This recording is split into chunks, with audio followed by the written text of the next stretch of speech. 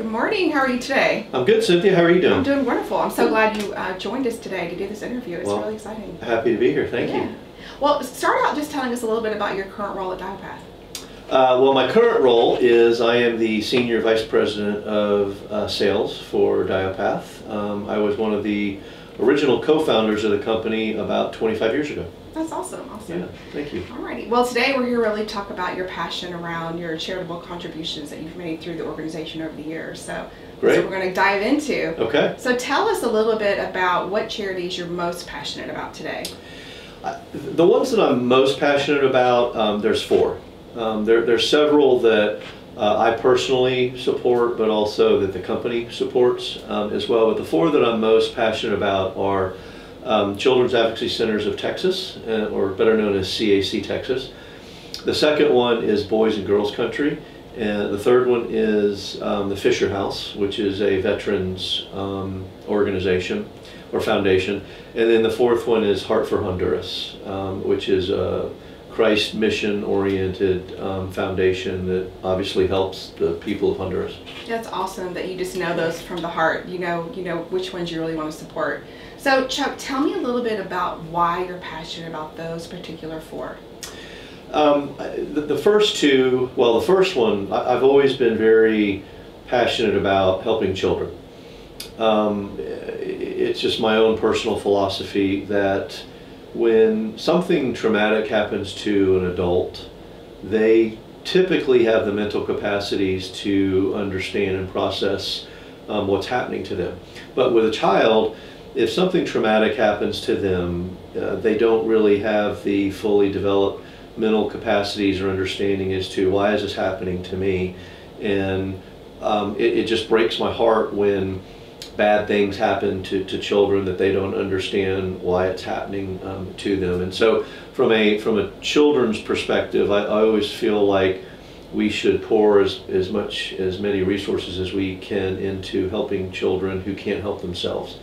The other area is at-risk youth. I feel like that if we can still intercede with a youth in a pivotal point in their life where they could go this way or they could go that way, if we can make a difference before they start making poor choices and help them turn their lives around, then I think they then grow into be productive, successful adults. And so I'm very passionate about trying to help them when they're at that risk crossroads. The veterans, obviously, for I think most of us, they're the ones that are sacrificing themselves and defending our country. And so those that have sacrificed and defended our country, and then they come home from war and they suffer from PTSD, and they don't really have the resources to help them the way they should, I really like to support those organizations that provide the support and the needs to help them overcome their issues or their PTSDs from having served our country as well. And then lastly, the Heart for Honduras was a mission that was actually started by my wife at Salem Lutheran Church in Tomball, Texas, about 15 years ago.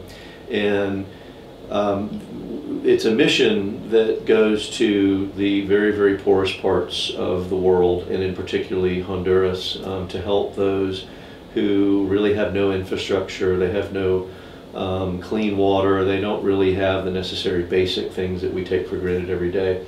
And we just try and help make their lives better through a variety of medical missions. So we give them medical care, we give them vision care, we give them dental care, just general medical care to help them with any sicknesses that they have. And so those are the four and the background of each.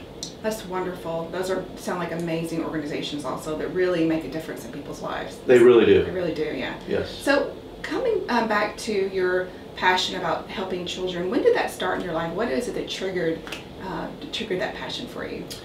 Wow, I wasn't expecting that question, so I'll try to get through it without being too emotional, but my daughter she was having some some medical issues when she was about 3 years old, and she broke out with this really bad virus, and she got very, very sick, and it was like 105-degree temperature. So we took her to the doctor, and I'll never forget, it was on it was a Memorial Day weekend, so it was a 3-day weekend, and this was on a Thursday or on a Friday. And the doctor at the time said, I don't think she has cancer, but there's some signs that she might, and we won't know the test results until, well, we won't know for sure until we get test results back. So he said, but in the meantime, if she breaks out with any particular hives, you need to take her to Texas Children's Hospital and get her immediate care, because it could be something very, very serious. And so, sure enough, Saturday night, she came down with exactly the type of hives and breakout that the doctor had described. And so we rushed her to Texas Children's Hospital, thinking she may or may not have cancer. And it was just a very, very emotional time for us. And during that time, when I was looking at her, not knowing what was going on and how she could help herself, and then all the care that the nurses and the doctors were giving to other children in the hospital, it just set something off in my heart to say that from this point forward, I want to do that. And that was probably 23 years ago. Yeah. So. Yeah, when you have an experience like that, it really, really changes you. It sounds like it changed your entire family, really. It did. Yeah. Open your heart up to these kids that need help. That's wonderful. Yeah, and Texas Children's has a special program called Patient Pal, and for almost 10 years after that incident, I committed to being a Patient Pal, which basically means that you go and you spend time with these children who, unfortunately, their parents can't be there with them, or can't spend a whole lot of time with them because either they're working or they're just not there. And you read them books, you take them to the playground, do whatever it is to help keep them entertained and maybe their mind off of why they're there. And so it's a great program, and I did that for the better part of 10 years as well. That's awesome. Yeah. That's really awesome, especially given today's circumstances with our pandemic we're going through. Yes. And how much attention has been given to our frontline workers. Even back then, 10 years ago, or 23 years ago for you, it was equally as important as today. Those frontline workers, they keep us going, don't they? They really do. They do. They do. And I've always been a big believer that it's easy to write a check and to help support something, but to me, it's 5 times more difficult to actually be on the front lines and be that volunteer and helping the people in need on the front lines. I find that to be a lot more difficult than maybe just financially supporting the cause. Yeah, absolutely.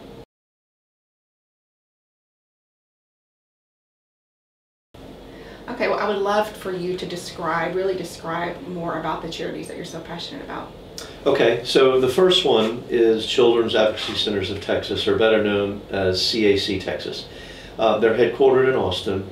And their main mission in life is to try and prevent the cycle of sexual child abuse. And they serve 98% of all the counties in the entire state of Texas, which is amazing. And their infrastructure consists of individual CACs, Children's Advocacy Centers. And it's a really unique model because they bring the public-private partnership together to serve these children. So basically, you have 62 CACs located throughout the state of Texas where they bring law enforcement, they bring forensics, they bring medical, they bring legal, all under one roof. And then they create a very, very friendly childlike environment with big giant stuffed animals and games they can play, because it's very, very traumatic for any child who has been abused to then be drugged down to the police station and the courthouse. And so they create this really nice, safe environment for them, and they can have all their interviews and all the meetings investigations that they need to do in that one facility. And it's just a wonderful approach that they've taken for these children. And so just statistically, when I was on the board of CAC Texas, they would produce what they call quarterly statistic board reports.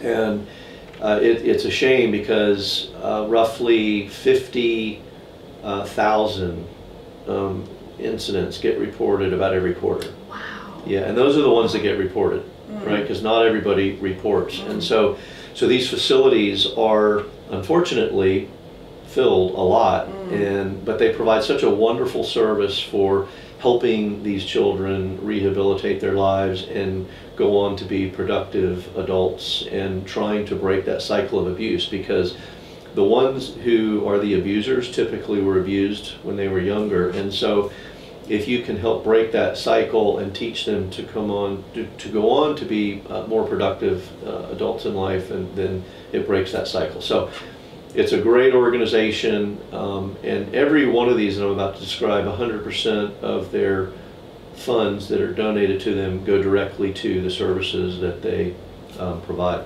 That's amazing. So, wow, great work they're doing. Great yeah, work. it really is. And so the second one is Boys and Girls Country, and that's a wonderful ministry as well, because what they do is, unfortunately, there are parents who reach some point in their life with their children where they can no longer afford to take care of them, or in some bad cases or worse cases, they just don't want to take care of them anymore. Yeah. And so Boys and Girls Country was created where it's like this big giant village of homes where volunteers like you and me will go and volunteer to be their foster parents and actually raise the children in the Boys and Girls Country home environment, teach them about God and Christ as well, but also teach them the basics of providing for themselves and just providing good parenting to them, to hopefully they can then become productive adults as well.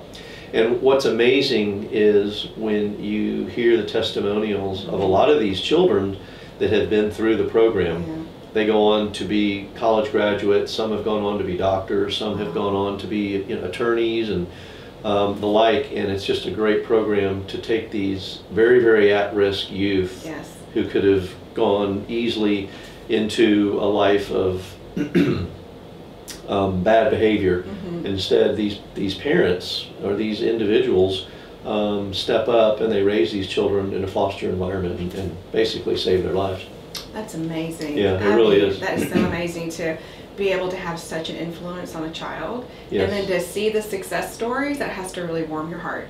It really does. It really does. And they do a wonderful job. They have an annual gala every year, and they typically bring in a half dozen of these children who are now maybe 17, 18, 19, 20 years old, and they're telling their story about how they got dropped off there when they were 6 years old. Aww.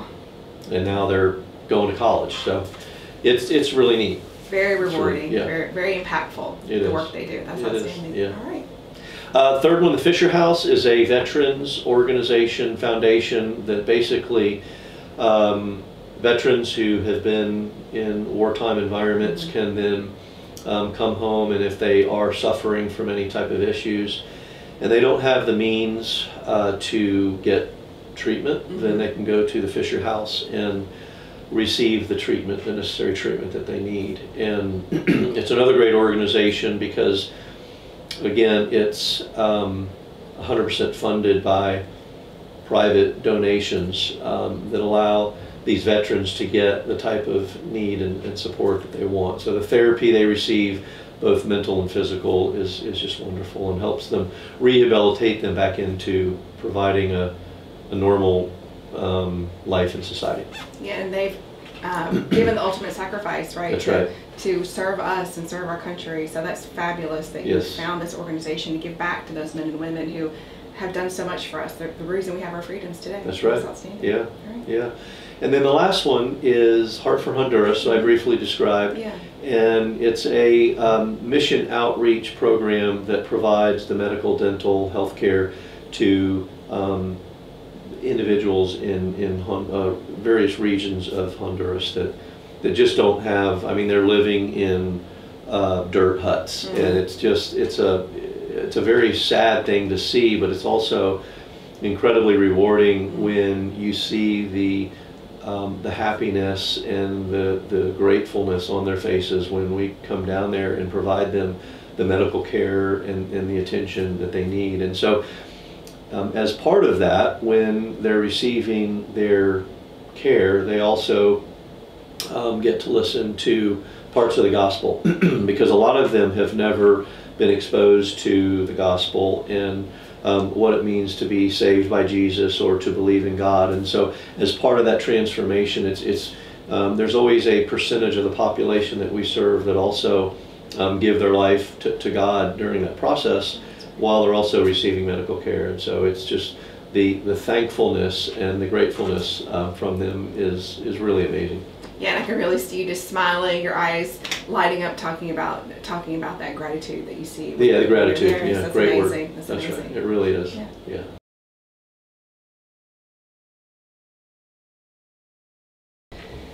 Well, so far, Chuck, you've just really given some great information on these charitable organizations. Great. I want to ask you, what would you say to someone to really encourage them to get involved in these charities, either donating money or time?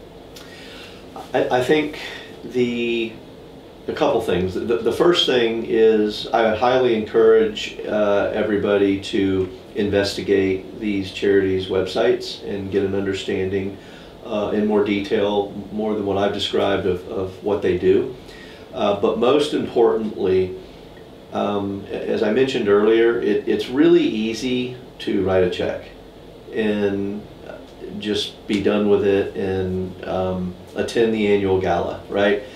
However, when you actually get on the front lines and you go visit the recipients of these charitable organizations, and then you see how these volunteers are giving their time and their passion and their compassion, it's life-changing. It really is. And self-admittedly, I supported Heart for Honduras for 13 years while my wife would go down to Honduras and to Kenya in Africa as well.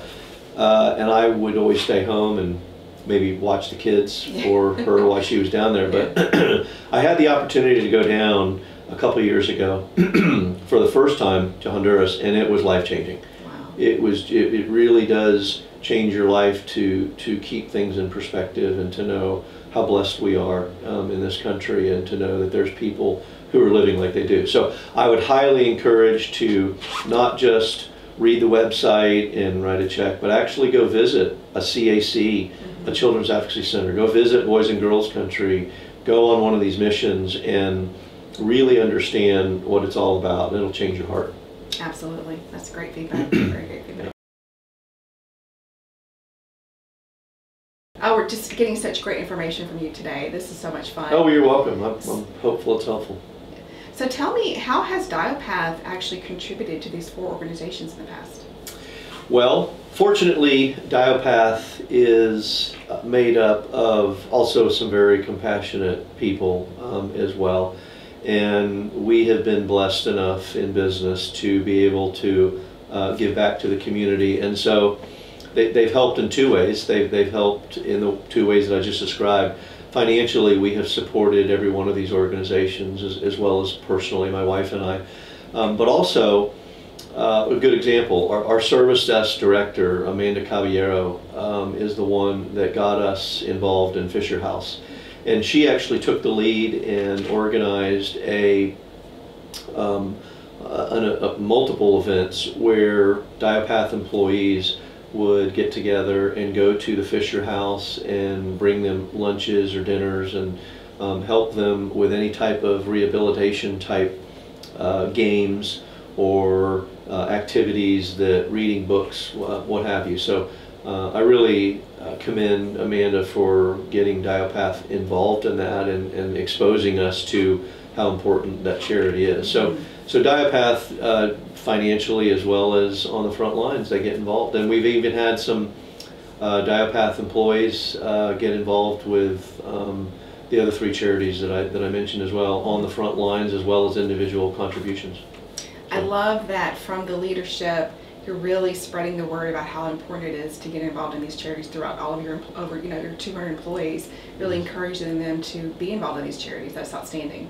It is, because the leadership of DYOPATH really believes that it's important for us to always be reminded how blessed we are, and to always give back, because the saying, you'll always be more blessed by giving than you are receiving, and it's true. Most people get much more gratification out of giving than they do receiving. So. Yeah, and one of our core values is relentless passion, and I can just feel your passion about these charities, and spreading that across the DYOPATH team is just great. It's great. Yeah, thank you.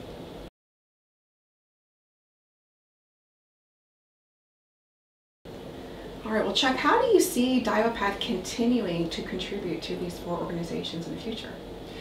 Well, in the same way that we have in the past, I'm just hoping that as DYOPATH continues to be blessed in what we're doing as a business and continues to grow, that we will also be able to increase our support of these organizations, both financially as well as on the front lines with our employees. That's outstanding. Yeah. Very good.